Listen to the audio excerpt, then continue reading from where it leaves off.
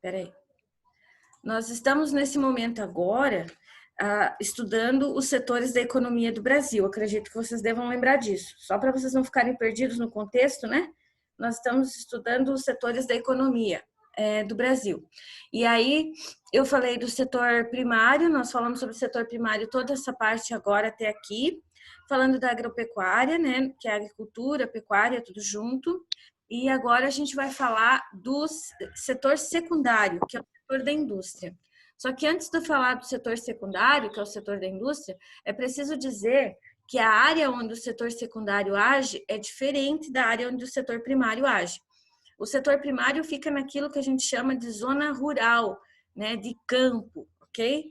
E as indústrias não, elas fazem parte do chamado meio urbano ou cidade, tá bom? Como que essa divisão começou a acontecer? Bom, a princípio, vocês vão estudar tudo isso ainda em História e em Geografia mais à frente. Mas, a princípio, só para vocês não acharem que isso aconteceu da noite para o dia, né? A princípio foi o seguinte, o mundo todo vivia, com a maioria da população, obviamente, vivendo em áreas rurais, eu diria toda a população vivendo em área rural, até que começam a existir os pequenos vilarejos no entorno dos castelos da monarquia, e esses pequenos vilarejos, eles começam a vender bastante produtos artesanais, certo? Que tinha os agricultores, o pessoal que vivia da colheita, e o pessoal que fazia os calçados, que fazia os utensílios, as ferramentas, essas coisas assim. E essas pessoas, elas vendiam em pequenos aglomerados no centro do reino, assim, sabe? Esses pequenos aglomerados eram chamados de burgos, tá? Como se fossem pequenas lojinhas, ou quando a gente vai na feira hoje em dia, que você vê aquele standzinho um ao lado do outro, mais ou menos desse tipo.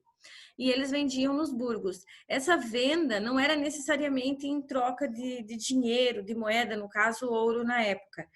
Podia ser troca de produtos mesmo. Por exemplo, eu fazia espadas e você fazia panelas. Eu preciso de panela, você de espada, a gente troca. Certo? E assim a produção também, a colheita. Eu produzo bastante de uma determinada coisa, mas você tem criação de animais, então eu vou trocar os meus grãos pelos teus animais, e assim aconteciam as primeiras formas de comércio. Só que esses burgos foram crescendo, foram se tornando áreas que as pessoas moravam mais por ali e formam os primeiros vilarejos, as primeiras cidades pequenas. Tudo bem até aí.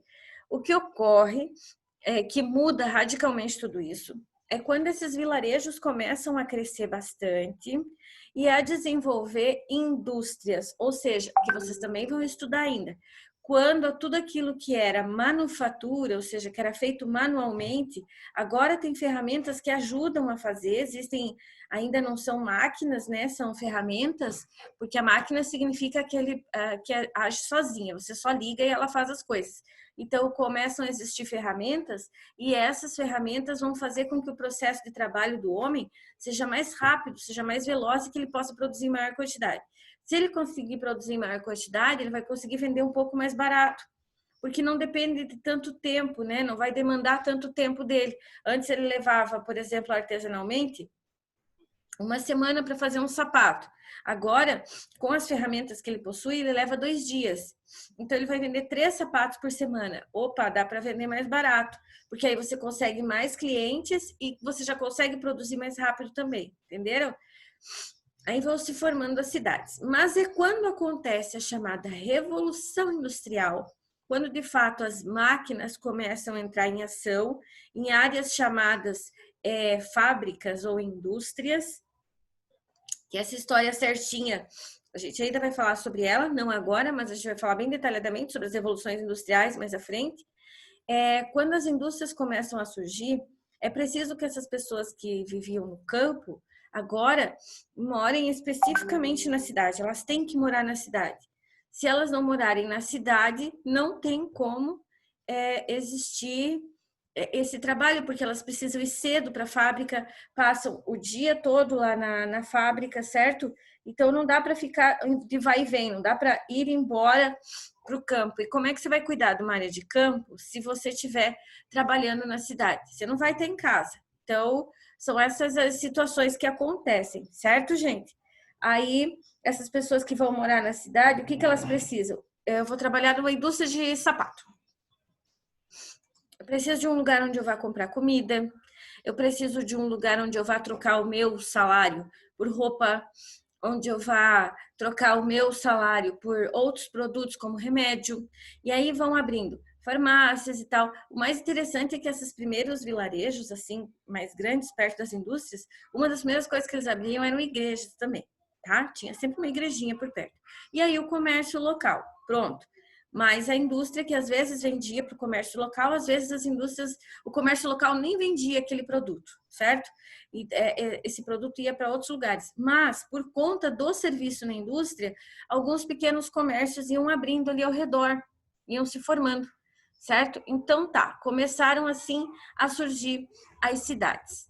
Isso, a aula de história vai contar bem melhor do que eu estou falando para vocês agora, sem dúvida. E geografia, quando eu estiver falando do estabelecimento e da formação das pequenas e grandes sociedades, também vai explicar melhor isso. O que nos interessa agora é falar do tipo de serviço do setor secundário, que é o serviço industrial. E por que eu tenho que falar primeiro do processo urbano? Porque o setor secundário, a indústria, ela só existe por conta do processo de urbanização, que é a formação de cidades, certo? Tá? Ó, tem o município. O município é formado por área rural e área urbana. Nós vamos falar, a gente já falou da área rural. Agora nós vamos falar da área urbana e dos serviços que tem nela, tá? Começando pelo setor secundário. Beleza, gente? Não se percam. Ah, onde é que a gente tá? O que tem a ver? A professora estava falando de feijão e arroz semana passada, agora ela já está falando de máquina e de indústria. Como assim? Então, situando vocês, nós estávamos falando do setor primário, que são os setores da economia, primário, secundário, terciário, terciário e quaternário. Agora a gente vai falar do secundário. Só que esse ano não era para estudar Brasil? Sim. Como se desenvolve o setor primário no Brasil, como se desenvolve o setor secundário no Brasil. Eu sempre vou explicar cada um dos setores da economia este ano relacionados ao Brasil, tá? Só para situar vocês, então. Bom, anotem alguns números interessantes. Em 1970, eu tinha no Brasil uma média de 39% da população urbana, certo? Da população no Brasil, não, população mundial. Desculpa, só para fazer umas comparações. Eu tinha 39% da população mundial urbana. Isso significa o quê? Que de cada 100 pessoas, 39 viviam na área urbana e 61 viviam na área rural. Então, eu tinha mais pessoas na área rural do que na área urbana. Quando chega o ano 2000, e são feitos novos estudos, novas observações, eu tinha exatamente 50-50. Esse era o índice global. Nós tínhamos uma média de 50% das pessoas no mundo vivendo em área rural e 50% das pessoas no mundo vivendo em área urbana. É claro que esse 50 não é exato, assim, de cada 10 pessoas, 5 no urbano, 5 no rural, mas são estimativas. Estava bem perto de ser exatamente meio a meio. Em 2017 foi o ano marco, desculpa, 2007. 2007 foi o ano marco nesse aspecto. Lembrem-se desse ano, 2007. Por que ele foi um ano marco? Porque a partir de 2007 eu vou ter uma população urbana que ultrapassa a população rural, certo? Então eu vou ter mais pessoas vivendo na área urbana do que pessoas vivendo na área rural. Isso é bom ou ruim? Bom. Poderia ser dito que é bom porque está crescendo, está evoluindo. Porém, vamos lembrar o seguinte: nós dependemos de quem trabalha na área rural para alimentar, para nos alimentar. Tanto quem trabalha na área urbana quanto quem trabalha na área rural depende dos alimentos produzidos na área rural, certo, gente? Então, olha só. Quem trabalha na área rural, quem produz alimentos, produz para si e para quem vive na área urbana, produz para todo mundo. E quem está na área urbana só consome, não produz. Isso dá um certo desequilíbrio na contagem. Imaginem assim, de cada 10 pessoas, até ali 5, né? Mas eu vou passar disso agora. A cada 10 pessoas, eu vou ter 7 produzindo comida, 3 produzindo comida e 10 comendo. Não vai dar pouco? Se 3 pessoas forem para a cozinha e cada uma resolver fazer um x-salada e chegarem mais 4 pessoas, elas vão ter que dividir. Vai ser suficiente para todo mundo? Não vai. Então, vai sempre ficar aquela questão assim do perigo de não estar abastecendo e nem alimentando a população toda.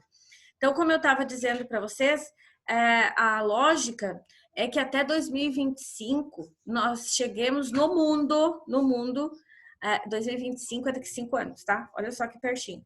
É que a gente chegue no mundo a ter uma média de 63% das pessoas vivendo em área urbana. Essa era a estimativa, certo? Essas são as estimativas de que até 2025, 63% esteja vivendo em cidades, tá? Aí deixa eu falar para vocês os números do Brasil. No Brasil hoje, o mundo todo prevê que até 2025, 63% das pessoas vão morar na cidade. É muita gente. Pois é, no Brasil, nós temos hoje agora, 85% das pessoas vivendo em área urbana. Só 15% é que vivem na área rural, certo? Isso é um desequilíbrio bem grande. É muita gente comendo e pouca gente produzindo comida. E olha que nós somos um dos países maiores produtores de comida do mundo, tá? Nós somos países que têm destaque na agropecuária global. Imaginem a situação dos demais. Já existe país que é 100% urbano? Ainda não, mas bem perto disso, tá, gente? Bem perto de 100% urbano já existe sim. Então tá. Por que acontece essa concentração da população na área urbana? Bom, porque a oferta de emprego da área urbana cresceu bastante. Conforme foram crescendo as indústrias e aumentando as indústrias no mundo e no Brasil, e eu estou falando indústria, estou falando de setor secundário, conforme foram crescendo e aumentando as indústrias, foi aumentando a demanda também, o número de pessoas necessárias para trabalhar e o número de pessoas que quiseram sair do campo para trabalhar na cidade, certo? Isso reduz a área rural e reduz a população rural. Ou seja, as cidades foram tomando espaço também. Além de pessoas, além de emprego, as cidades foram tomando espaço. Espaços que antes eram de plantio de comida para abastecer as pessoas, vão se tornando áreas de espaço urbano, que vai crescendo e formando cidade, certo? Bom, agora eu estou no início do século XVIII, certo? Estou no início do século XVIII, na Inglaterra, com esse processo de revolução industrial. As máquinas produzem rapidamente, produzem muito e as pessoas querem consumir cada vez mais. Nesse momento, como eu disse para vocês, ainda não há uma formação, uma divisão do município entre campo e cidade, mas as coisas vão acontecendo aos poucos e vão se formando. Só que hoje em dia a velocidade disso está muito alta. O processo da transformação dos municípios em áreas urbanas maiores do que áreas rurais está sendo uma prerrogativa ou uma lógica, não aqui no Brasil apenas, mas no resto do mundo também. E isso é perigoso, porque a zona urbana vai crescendo, vai avançando sobre a área rural, né? Tu tem aqui era o sítio e aqui era a cidade. Esse meio aqui era tudo área de plantio. Agora a cidade está crescendo e reduzindo a área de plantio. Está cada vez tendo menos espaço para plantação, certo? E aí chegou o ponto que está. Então, a cidade tomou conta do campo. Foi chegando muito perto do campo, verdade. Aí tá, aí parou. Não parou. A cidade ela foi crescendo, a área urbana ela foi crescendo, tomou conta da área rural, subiu sobre a área rural, tirou áreas do campo e as cidades entre si também, elas começaram a crescer muito a ponto de uma ser confundida com a outra.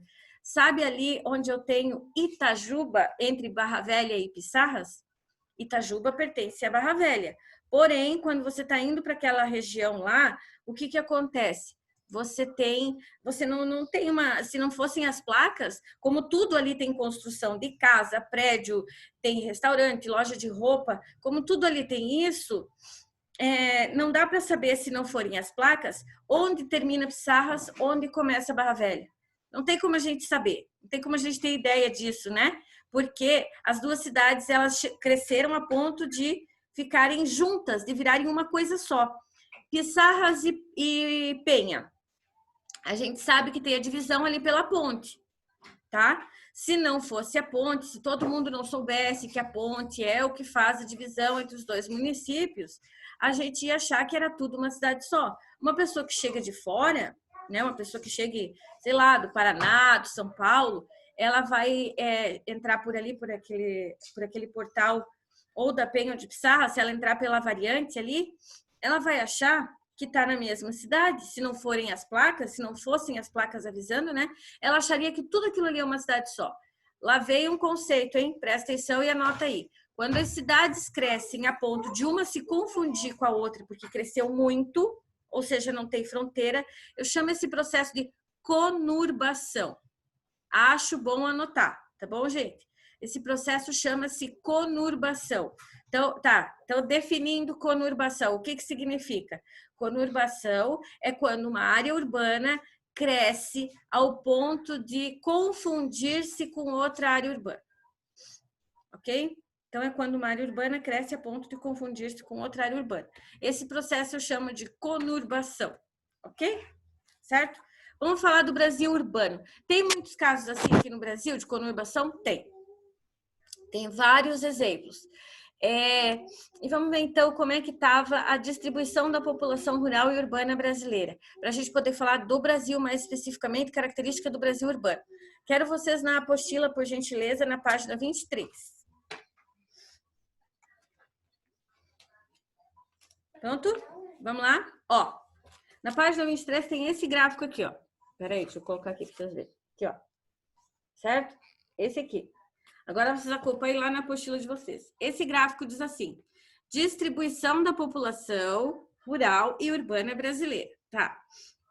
Até quando vai essa distribuição ali? Até 2010. Quando que este mapa foi feito? A última consulta a ele, como vocês aprenderam no sexto ano a ler nas fontes, a última consulta a ele foi em 2017, tá? Mas, ó, ele foi feito em 2010. Dá uma olhada lá na variação enorme entre população urbana e população rural. Observem que a população rural, ela começa bem mais alta, ela era uma média de 70% na década de 40 e despenca para pouco mais de entre 10% e 15% quando eu chego agora na década de 2010. Em compensação, a população urbana cresce muito. Ela salta dos 30% para mais de 80%. Como eu disse para vocês, hoje somos 85% de pessoas que vivem nas áreas urbanas do Brasil, certo? No início do século XX, a maioria... Ó, eu não estou falando de século XVII, XVIII, eu estou falando início do século XX. Sabe quando que é isso? De 1901 para cá. Todas as pessoas adultas que vocês conhecem, certo? Ou a maioria delas, nasceu no século XX, tá? Entre 1901 e 2000, que 2000 é fechamento do século XX. Entre 1901 e 2000, a maioria das pessoas que vocês conhecem, e muito provavelmente, aliás, logicamente, os pais de vocês, tá? Então, neste século, no começo deste século, no qual eu também nasci, século XX, é que o Brasil tinha mais população rural do que urbana. Hoje fica até difícil imaginar como seria se nós ainda tivéssemos mais população rural do que urbana. Mas não há muito tempo atrás, porque dentro da história, um século não representa muita coisa, tá? Ele pode ter várias mudanças, mas ele não representaria muita coisa. Só que os últimos séculos têm sido muito rápidos desde o processo de Revolução Industrial. E aí, a gente tem que no Brasil, no início do século XX, a maioria da população era rural. Quando eu chego em 1930, começam as primeiras indústrias no Brasil. Eu estou em 2020. Isso significa que as primeiras indústrias no Brasil chegaram a menos de 100 anos, a 90 anos atrás. Hoje já tem bastante idosos que chegam aos 90 ou até mais de 90 anos, certo? Então, vejam, não é tão antigo assim o início do processo de industrialização no Brasil. E aí, sim, começa a grande leva da migração do campo para a cidade, das pessoas que vêm para a área rural, pessoas que vêm para a área urbana, saem da área rural para a área urbana. Mais um conceito, hein, de geografia para vocês aprenderem relacionado à área urbana. Acabei de falar conurbação, esse outro agora é o êxodo rural. Êxodo é saída, tá? Saída de onde? Rural, do campo. Então, êxodo rural é a saída do homem do campo para a cidade. São as pessoas que saem do campo para trabalhar na cidade, tá bom? Êxodo rural. E aí depois eu posso falar do processo de Revolução Verde, que aconteceu na década de 60. Aqui no Brasil também, tá? Mas esse foi um processo meio que global. O que foi a Revolução Verde? Ali pela década de 60. Foi aquela situação onde houve uma redução da mão de obra no campo.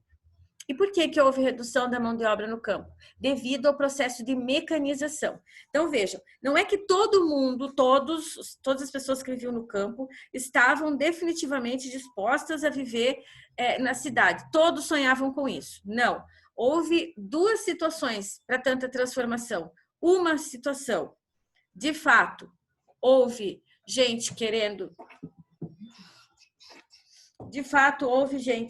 vir morar na cidade, fez êxodo rural porque queria vir para a cidade trabalhar na indústria mesmo, mas houve a situação da mecanização no campo. O que isso significa? Muitos latifundiários que tinham grandes áreas de terra, que tinham bastante funcionários antes, agora vão trocar a mão de obra humana por máquina, certo? Vão trocar a mão de obra humana por máquina. Aí aqueles que trabalhavam antes, vai acontecer o que com eles? Vão ser demitidos, tá? Sendo demitidos e não tendo mais espaço para trabalhar no campo, para onde eles vão querer ir? Para a cidade. Porque na lógica daquele momento, como a cidade estava cada vez maior, então entendia-se que cada vez ia ter mais emprego. Olha, a indústria que abriu lá tem oferta para 500 trabalhadores. Mas tem que lembrar, aí a gente vai falar sobre isso também daqui a pouco, que 500 trabalhadores que saibam operar máquinas. Uma pessoa que passou a vida inteira fazendo plantio no campo, quando chega na cidade para trabalhar numa indústria que ela não sabe fazer nada daquilo, dificilmente ela vai conseguir emprego. E aí começa um monte de problema social que a gente vai falar depois, tá? Vamos lá. As máquinas para produção vão substituir a mão de obra humana, vai reduzir bastante o espaço para a mão de obra humana. Os latifúndios expulsam os pequenos produtores, porque eles começam a crescer e tomar conta e comprar as terras dos pequenos agricultores, e o campo e a cidade vão sofrer situações de crise e de migração, tá? Qual que é o problema que acontece? Muita gente saindo do campo, muita gente querendo ir para a cidade. As cidades não comportam tudo isso. Apesar de ter várias indústrias, gente, não dá para dizer assim que você vai ter um processo migratório, um grupo enorme de pessoas entrando e todas essas pessoas na cidade vão encontrar, pessoas que vieram do campo, vão chegar na cidade e vão encontrar emprego, casa, transporte, médico, escola, tudo disponível para elas. Não, as cidades na época, elas se organizavam para atender aquele número de pessoas que tinha ali. Depois que começa esse processo migratório e esse movimento, esse deslocamento populacional, é que as cidades hoje têm planejamento futuro, certo? Então, elas se organizam de maneira a entender que no futuro vão vir mais pessoas. Naquela época, não. Basta a gente olhar Pissarras e Penha. Olhe as nossas ruas, principalmente quando você sai do centro, que já foi reformado algumas vezes, né? Mas quando você vai para as áreas, tem as ruas principais, e aí você vai para as ruas que são paralelas, certo? Que são mais fora e indo para os bairros. Observe como as ruas são estreitas, como as ruas são pequenininhas, a calçada é super estreita, aí você vai andar de carro ali mais para o meio da Penha, ou até aqui em Pissarras mesmo, ali no centro mesmo de Pissarras. Barra Velha, mesma coisa. Você vai andar por ali, as ruas são apertadas, tem rua que nem passa 2 carros. Se você estacionar um carro na rua, o outro não passa. Por que isso? Porque as cidades não tinham planejamento de futuro. Elas tinham uma visão de momento. Então, precisa asfaltar lá, vamos asfaltar. Ah, mas só passa, sei lá, passam uns 10 carros por dia ali, tudo bem. Faz um asfalto ali estreitinho, que passa os carros, tudo bem. Aí a frota de carro aumentou muito, a quantidade de pessoas aumentou muito, certo? Tanto de pedestres quanto de pessoas de carro, tem que aumentar a calçada, e assim vai ampliando tudo e eles vão tendo que reformar, destruir, aumentar para transformar a infraestrutura para que se adapte. Quando a gente tem uma situação de, em um século ou em 90 anos, passar de 30% da população urbana para 85% de população urbana, representa que houve uma espécie de estresse urbano, como se chama, porque houve um exagero de pessoas, houve uma demanda muito grande, uma migração muito grande do campo para a cidade. Todas essas pessoas que saíram do campo para a cidade conseguiram emprego? Não. Então, o que aconteceu com essas pessoas? Algumas tentaram voltar para o campo, ok. Essas que voltaram para o campo, com o dinheiro que elas tinham gastado, vendeu a sua terra lá, veio para a cidade. Então, ela já teve o dinheiro do gasto do transporte. Chega na cidade, ela tem que comprar uma casa, ou pelo menos pagar aluguel de uma casa. Já gasta mais um pouco. Não conseguiu emprego. Teve que comprar comida e foi gastando, gastando. Quando ela vê que não vai dar certo, que ela resolve voltar para o campo, ela já não tem mais dinheiro para comprar uma terra no campo. Então, o que ela precisa fazer? Ela precisa voltar para trabalhar apenas como mão de obra no campo. Conseguiu trabalhar de novo no campo? Ótimo. E aqueles que não conseguiram trabalho na cidade, gastaram o dinheiro e não tinha como comprar outra terra, chegou lá na área rural e não tinha emprego para eles no campo também. São essas pessoas que começam a formar as chamadas periferias. Periferia significa aquilo que fica ao redor. Então, no entorno das cidades, essas pessoas que não conseguiam emprego e que não conseguiam voltar para o campo, não conseguiam se estabelecer em lugar nenhum, elas iam morar nesses lugares ao redor. Por que ao redor? Porque tinha aquela área central com os comércio, igrejas, casas em volta. Porém, existem as áreas ao redor que são deixadas, né? Que ninguém vai querer usar. Ou porque são muito, como diz, porque são de formação de morro, ou porque tem rio, enfim, aquelas áreas ao redor da cidade, mais afastadas do centro, que ninguém quer morar, porque é mais difícil. Tu não tá nem na área rural para poder plantar as tuas coisas e mora longe do centro da cidade para ficar se deslocando todo dia. Então, é bem complicada aquela função, certo? Tá. Aí, feito isso, essas pessoas vão morar nessas áreas ao redor e a gente chama isso de periferia, ok? Só para vocês entenderem como foi se dando essa formação do Brasil urbano. Na página 23 da apostila, pega lá rapidinho. Ó, tem esse gráfico aqui. Peraí. Aí. Neste gráfico aqui, eu tenho um exemplo só para mostrar a evolução da população de Manaus entre 1940 e 1910. Por que de Manaus? Por conta do crescimento extremamente rápido da população. Observa o seguinte, entre 40 e 2010 dá 70 anos. É pouquíssimo tempo. E a população, olha a diferença que dá, de 106 mil pessoas para 1.802.000 pessoas. Então, a população multiplicou diversas vezes por conta da abertura da criação da Zona Franca de Manaus em 1967, né? Então, observem que ali, a partir da década de 70, até... Não, mentira, aqui, ó. Até a década de 70, aqui, o crescimento é lento, é gradual, tranquilo. Se a cidade crescesse nessa proporção, estava tudo bem, certo? É uma cidade que está crescendo e conseguindo a infraestrutura e os empregos acompanhar o crescimento da população. Porém, da década de 70 em diante, a população ela não cresce mais gradualmente, ó. Ela vai dando saltos, como se fossem degraus, ó. Ela vai dando saltos. O que isso significa? Aumenta o número de pessoas, mas a infraestrutura não dá conta de tudo isso. Não dá para aumentar de acordo com cada pessoa que chega, uma sala de aula a mais na escola, uma rua a mais na cidade, abrir um mercado a mais, construir casas a mais. Não é nessa velocidade que as coisas acontecem, certo? Então, ficava bem difícil de acompanhar.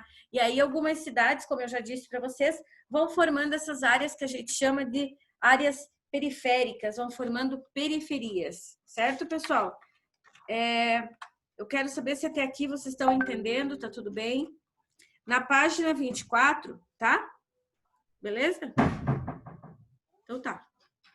Na página 24, tem um texto que fala sobre o crescimento da população urbana. Eu já expliquei agora aqui para vocês um pouco, mas daí vocês vão ler esse texto ali, vão fazer as atividades da página 24, Daí depois eu corrijo na quinta, hoje é terça, eu corrijo na quinta-feira, se Deus quiser. E daí, então, leiam o texto da página 24, faz as atividades da página 24 também. E eu vou passar um trabalho para vocês fazerem para daqui uma semana. Deixa eu explicar o trabalho por aqui antes que acabe o nosso tempo. Ó, vocês vão fazer o seguinte: a gente está começando a unidade de área rural, área urbana agora, mas a gente tem que fazer um trabalho sobre o espaço rural que nós acabamos de ver. Eu já ia passar isso na semana passada, mas devido às circunstâncias que vocês já sabem, não foi possível, certo? Vou passar agora então. O que é esse trabalho? Vocês vão fazer um texto com umas 20 linhas. Depois vão ter outros tipos de trabalho, não vai ser tudo texto, tá? Mas vamos começar com um texto em que vocês vão, é bem simples. Vocês vão explicar os 3 tipos de atividade que fazem parte do setor primário: agricultura, pecuária e extrativismo. Explicar bastante em detalhes e citando exemplos. Por que eu estou pedindo isso? Porque eu quero ver como que vocês entenderam, como que vocês articularam. Porque eu quero saber cada um deles, o que significa, né? O extrativismo, a agricultura e a pecuária, e como eles se relacionam, por que os 3 fazem parte de algo chamado setor primário. Eu vou colocar bem certinho para vocês lá no WhatsApp, bem detalhado, para vocês saberem, tá? Mas só para explicar daqui já. Esses textos, agora, gente, quando eu passar o trabalho para vocês, no final eu sempre vou passar uma postagem a mais com o conjunto de regras para fazer esses trabalhos. Então, eles precisam ser digitados no Word, claro. Não adianta, tem gente que faz escreve e tira foto. Não é mais para fazer manuscrito. Ou então, digita, faz no computador, tira foto do computador e manda por e-mail. Também não quero mais foto, porque as fotos do computador também saem embaçadas, saem com linha, enfim. Então, você vai digitar no Word, salva o arquivo e manda o arquivo por e-mail, tá bom? Mas eu vou passar as regrinhas também bem certinho para vocês fazerem, tá? Mas meu pai e eu não estamos conseguindo entrar no Word nesse computador. Daí o que eu faço? No Eu Word? posso copiar? Aham. Tem que, então, faz no... Como é que é aquele outro que tem que é parecido com o Word? Acho que todo computador tem. É o WordPad, não é? Excel? Eu utilizo o WordPad, daí eu copio tudo lá e envio pra prof. Porque se eu for salvar em um arquivo, dá o mesmo problema. Tá, aí então, você digita lá e quando você abrir o e-mail, você já cola ali na página do e-mail para me mandar. Tá bom? Beleza, gente?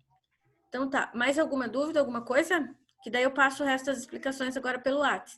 Aí o que vocês vão fazer agora? Vocês vão fazer essas atividades da página 24, porque quinta-feira eu já quero corrigir, e já comecem o trabalho. Por quê? Porque se tiver dúvida, se não entendeu direito, é agora essa aula que eu tô aqui para ajudar vocês, tá bom? Beleza? Então, por enquanto, é isso.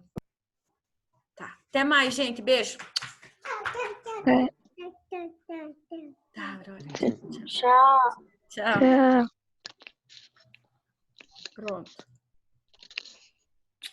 Tarará. Ah, meu Deus. Deixa eu fechar aqui.